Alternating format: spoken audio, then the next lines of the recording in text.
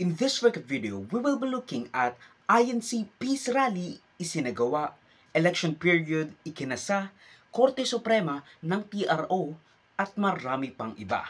Kumusta me? Ako nga pala si Ward Joseph and welcome to News Cyberworthy Recap Weekly Edition number 86. We have tons to cover this last week, so skip the tasks provided if it piques your interest. Here are some pictures commentary for your convenience. INC nagrally for peace. Iglesia ni Cristo or the Church of Christ, a non-Trinitarian Christian sect home to at most 3 million faithfuls in the Philippines, rallied for peace in numerous hotspots in the country, including Quirino Grandstand, Rizal Park, and a dozen or so more places nationwide. Ayon sa Iglesia ni Cristo website, nasa mahigit kumulang 2 milyong katao ang dumalo sa Rally for Peace ng kanilang iglesia sa Quirino Grandstand, including those sa Rizal Park at iba pang lugar nationwide. Nagkasanang Rally for Peace ang Iglesia ni Cristo dahil sa mga calls for impeachment laban kay Vice President Sara Duterte after impeachment complaints after impeachment complaints after impeachment complaints ang inihiyain at inendorso sa Kamara dahil sa maanumalyang confidential fund disbursements at appropriations kasama na si Mary Grace Piatos, kasama na ang kanyang mga pagwawala sa isang press conference sa kaligitnaan ng gabi. Putang ina ninyong lahat! Kung saan tinreta niya si President Bongbong Marcos, First Lady Liza Araneta Marcos, and House Speaker Martin Romualdez. Huwag kang mag-alala, ma'am, sa security ko. Kasi may kinausap na ako na tao. Sinabi ko sa kanya, kapag pinatay ako, patayin mo si BBM, si Liza Araneta, at si Martin Romualdez. No joke. No joke. Nagdilin na ako, ma'am. Pag namatay ako, sabi ko, huwag ka tumigil hanggang hindi mo mapatay sila. And then he said yes. Echoing President Bongbong Marcos' leak text message kung saan kanyang sinabi na hindi ganoon kaimportante si Sara at mas mabuting pagtuunan ng House of Representatives at Senado ang pagpapabuti ng kalagayan ng Pilipino kaysa impeachment. Stop the filing of impeachment? Well, it was actually private communication, but nalik na, yes. Because that's really my opinion. This is not important. This does not make any difference to even one single Filipino life. So why waste time on it? What will happen if somebody files an impeachment? It will tie down the House, it will tie down the Senate.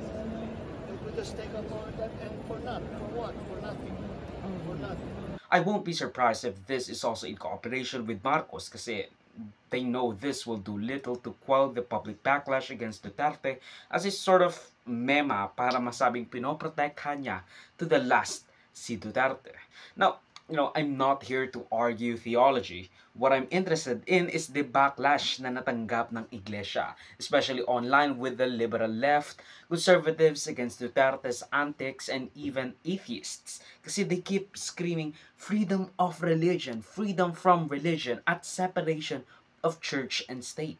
We have to remember that these are the very same people who also cheered when Cardinal Sin mobilized and called to arms the Catholic faithfuls for EDSA 1 and 2, holding their hands up triumphantly to reject the undesirable precedents, in quotes, of yore. Separation of church and state is more or less binary. Nandyan siya o wala siya. The separation of church and state principle/doctrine only prevents priests at ang simbahan from being the state. Hindi sinasabi or it doesn't say anything about preventing the church to shape and guide public policy and opinion. Na nasa Omnibus Election Code na hindi mo pwedeng i-coerce ang iyong mga mananampalataya o under your organizations para bumoto sa isang kandidato or suporta ng isang kandidato. That's a good thing. Pero again, that doesn't say anything about preventing the church to shape at i-guide yung public policy and opinion katulad ng ginawa ng Catholic Church laban sa RH Bill noong si Noynoy Aquino pa ang nakaupo. May double standard when it comes to freedom of expression kasi yes, we shouldn't normalize religious block voting at yung parang blind following and all that stuff. Pero it's evident that when you cheer for the other, Kasi it's an example of good church interventions, while you scoff at another because it's an example of a bad church intervention, when in the end, it doesn't really matter. Although we shouldn't really tolerate people who credibly say that they have hired someone to kill the president, their first partner, and House Speaker. Any of those people shall be protected because they are, or at the very least, killing them would be tantamount to treason. The Iglesia ni Cristo is a powerful bloc of the Philippines with consistent voting patterns in national elections na hinahagilap ng mga politiko dahil sa kanilang timely tradition of, or at least the people speculates, religious bloc voting. Now, ano nga ba ang religious grounds bloc voting?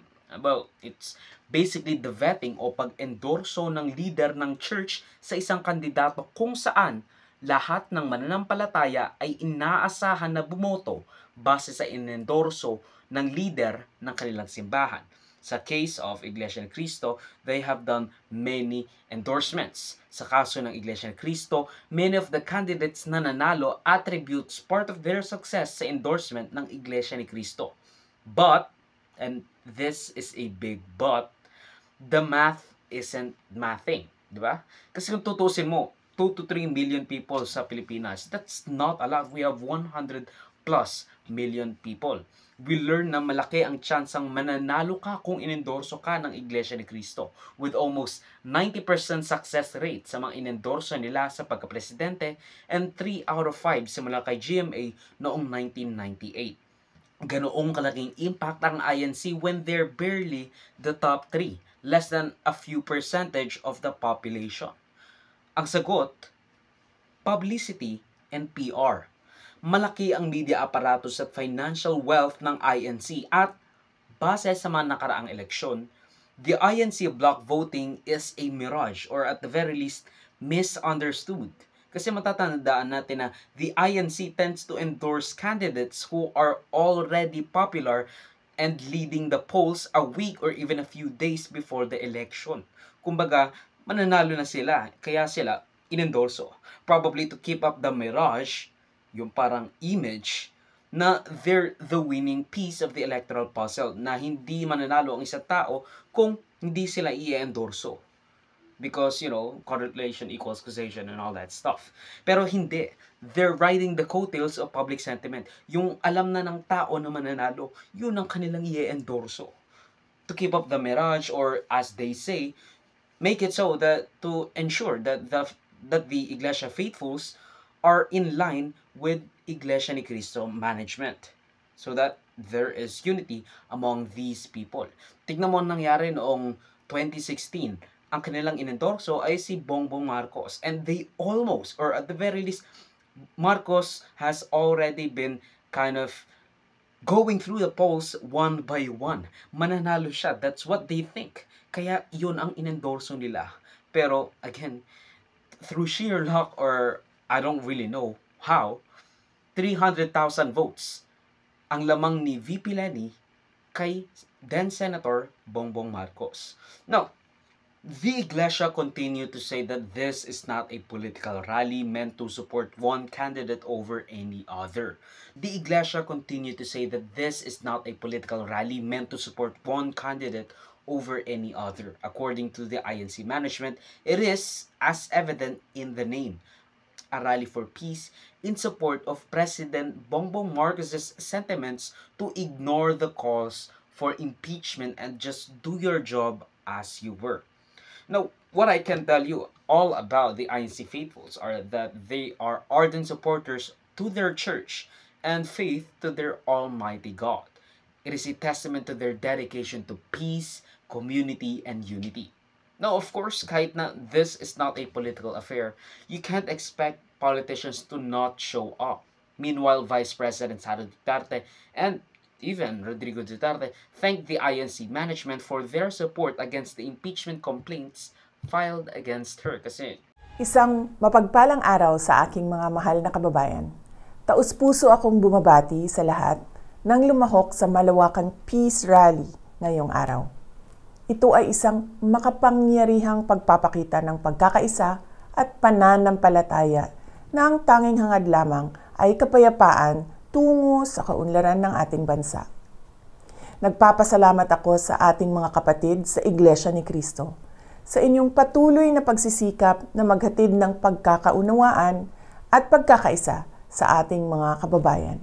Sa gitna ng tumataas na presyo ng bilihin, kahirapan, at iba pang suliranin, ang isang mapayapa at nagkakaisang Pilipinas ay hindi kailanman matitinag at paulit-ulit na aahon sa gitna ng hamon ng panahon. Muli, sa aking mga kababayan, maraming salamat sa inyong malasakit sa bayan. Mabuhay ang sambayanang Pilipino. I think naglalaylo na siya kasi nga again, there's like almost 4 na impeachment complaints that will go through to the House of Representatives, and I think the House Secretary General has been waiting for one more impeachment complaints that he says would bring over to the 103 threshold, or I think around 40% threshold or 33% threshold of the all members of the House of Representatives para idiretso agad yung impeachment complaints doon sa Senado. So, whoop-de-doo. Election period iginasa. Now, who should be allowed to run for public office? Lahat ba? Kahit sino? Well, ayon sa batas, almost every able-bodied literate Filipino can run for local and national office. Pero, who should be elected into public office? I mean, everyone can run. Pero, sino ang nararapat sa mga posisyon sa lokal at nasyonal na paghihirang? Ikinisa na ang election period dito sa Pilipinas for the 2025 midterm elections kung saan lahat ng seats sa House of Representatives at local government ay up for grabs at kalahati ng Senado. So 18,271 local at national positions are up for grabs para sa eleksyong ito. Ang dami. But let's see how many people actually get in on the democratic political system ng bansa. Ano nga ba ang mas mainam? The devil you know or the angel you don't? Ang pagbabago o status quo? Probinsya, lungsod at mga munisipalidad, lahat ng posisyon na ito ay up for grabs, maliban sa barangay. Which is kind of weird. Bakit hindi na lang sinaway, di ba? Pero again, ayaw na nilang i-delay pa yung barangay election. So, na my first time voting was actually sa barangay elections, and it's blah. I mean, like, I'm supposed to know all these names kasi nasa komunidad ko sila, but I only know half of them. Tapos sa SK, parang wala akong nakilala. Wala akong kilala. Now, as of the writing of this episode, nag-issue ang Supreme Court ng 19 pang temporary restraining orders sa disqualification cases na kanilang ikinakaharap o pagdedeklara sa kanilang nuisance candidate. Now, one of the more high-profile cases of the disqualification saga is Edgar Erice, former representative of the 2nd District of Caloocan City na gustong bumalik sa kanyang pwesto but was disqualified by Comelec N. Bank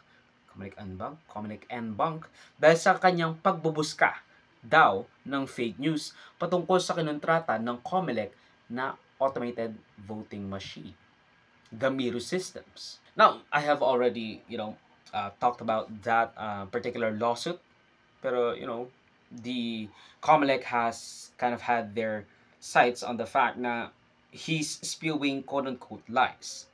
Now, it is also quite interesting kasi I'm still filing kasi yan yung process. I cannot file directly to the Supreme Court if I will not be exhausting all my remedies, di ba? So I have to file an MR. Si Chairman George nag-inhibit na siya kasi yung kalaban ko, kaibigan niya. Dikit na dikit sila. Diba? So, it is also quite an interesting case dahil nag-godparent siya sa kasal at dating lawyer ng katunggali ni Egay sa incumbent ng 2nd District ng Caloocan City na si Comelec Chairman George Erwin Garcia. Kumbaga ninong sa kasal yata siya. Tapos naging lawyer pa siya ni Mitch Cahayon. Noong natalo siya ni Egay noon. At ngayon kinakalaban ngayon ni Egay si Mitch Cahayon. Again, nilalabanan nito yung resulta na eleksyon na yun sa distrito. Maybe that's why he came to Comelec, because he was protesting, or he was the lawyer, he was the lawyer of someone who was contesting the results of the election. Rito ang pagdedeklara kay senatorial aspirant Zubair Gwenthum Mustafa bilang isang nuisance candidate. Sinasabing hindi dahilan ng kawalan ng kwarta at impluensya para italagang nuisance candidate ang isang tao at sanungat ito sa ideya ng demokrasya. I added that in, but that's probably the gist of everything that the Comelec has said in their statement or opinion. Or majority opinion, I think. I don't freaking know. Now, dahil sa mga TRO na inilagay ng Korte Suprema, itinigil muna ang pag-iimprenta ng mga balota para sa eleksyon. Nasayang ang mahigit 6 na milyong balotang naimprinta, costing more than 13 million pesos. Kung 6 na milyon na balota ay kinakailangan ma-inventaryo, ma-i-report namin sa COA, kapagkat kinakailangan po natin bayaran yan, syempre, yung na-imprentang yan ng mga balota. At the same time, hihingi po kami ng pahintulot sa COA. Ang mga balotang ito, maliban sa i-secure, ay sirain na kaagad ng Comelec. Isesred po natin ang lahat ng yan, hindi po sunog. Sapagkat para mawala po yung agam-agam na baka magamit sa isang halalan o sa darating na halalan. Letter M po kasi yung pangalan ng kandidatong nakakuha sa national position, sa senador na posisyon. And therefore, pag pinasok po natin, pag binilang niyo po yung sa 66 na present na kandidato, ay 12 pong senador yung nasa ilalim na maaaring maapektuhan. Now I'm supposed to make a big deal about this whole spiel, this miracle that we undergo every 3 years or so, na this relatively peaceful transfer of power o kaya na may local and national referendum to change leadership. I mean, it's inspiring, but also very fragile. We need to protect the sanctity of elections from interference and apathy, because without it, we might as well live in caves and start subsistence farming for no reason. At yan ang pagtatapos ng News Worthy Recap Weekly Edition for roughly the 3rd week of January 2025. Mag-suggest more topics and or questions to the balitas if you feel I'm interested in them in any way. Salamat sa panonood mga kabayang. Avoid me, like, subscribe, and follow my links in socials and avoid Joseph that will be linked down below. So susunod bali of course. Paalam.